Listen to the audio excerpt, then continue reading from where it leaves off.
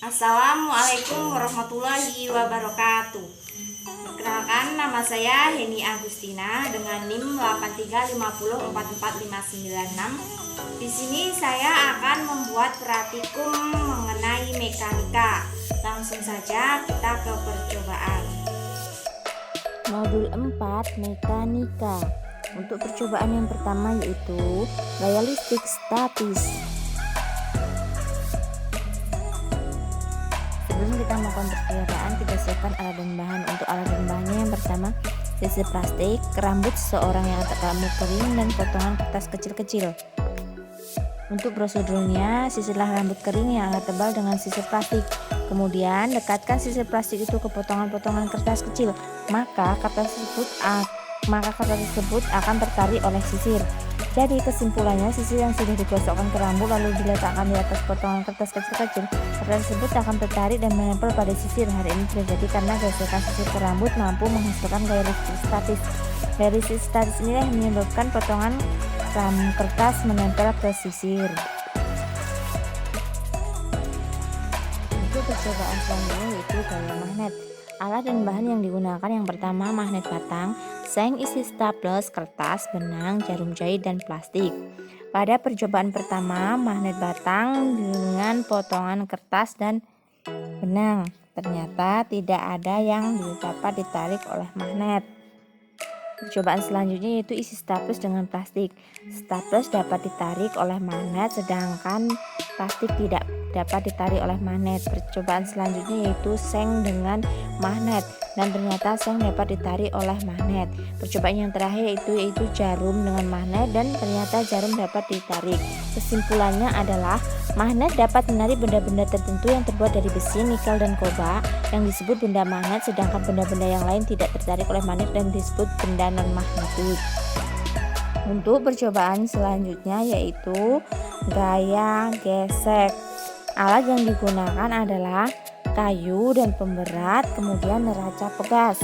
Sebelum ditarik, neraca pegas menunjukkan angka 0 saat bergerak 0,2 dan sudah bergerak 1,8 Newton.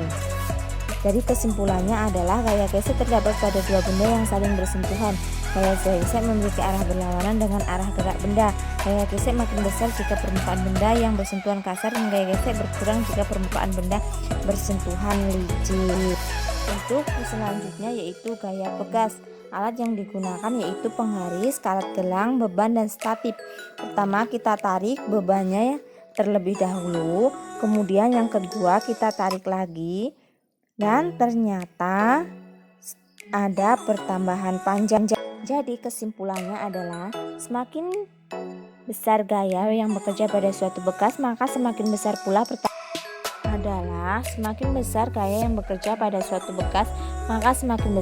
pertambahan panjangnya. Hal ini juga dipengaruhi oleh besarnya massa benda yang mempengaruhi besarnya gaya tarik pegas, di mana gaya tarik pegas berbanding lurus dengan massa benda. Besarnya konstanta pegas tergantung daripada. Selanjutnya itu gaya berat. Untuk alatnya masih sama seperti yang digunakan untuk gaya pegas. Untuk yang pertama, langkahnya kita ukur awal panjangnya sekitar 13 cm dan dengan pemberat 50 menambah panjang 3 cm, dan dengan pemberat 100 menambah panjang menjadi 5 cm, dan untuk pemberat 150 bertambah panjang menjadi 8 cm, dan dengan pemberat 200 bertambah panjang 11 cm, dan yang terakhir dengan pemberat 250 bertambah panjang 14 cm. Jadi berdasarkan pengamatan percobaan diketahui bahwa pertambahan panjang karet gelang akan bertambah seiring dengan pertambahan beban berat yang digantungkan. Selanjutnya yaitu perpaduan gaya. Perpaduan gaya berdasarkan hasil pengamatan bahwa diketahui bahwa apabila ada dua gaya telah bekerja pada balok, namun balok tetap diam, maka resultan dua gaya yang bekerja pada balok tersebut adalah 0. Gaya saling berlawanan dan menjadi seimbang. Demikianlah praktikum yang bisa saya sampaikan. Jika ada kekurangan mohon dimaklumi. Saya akhiri.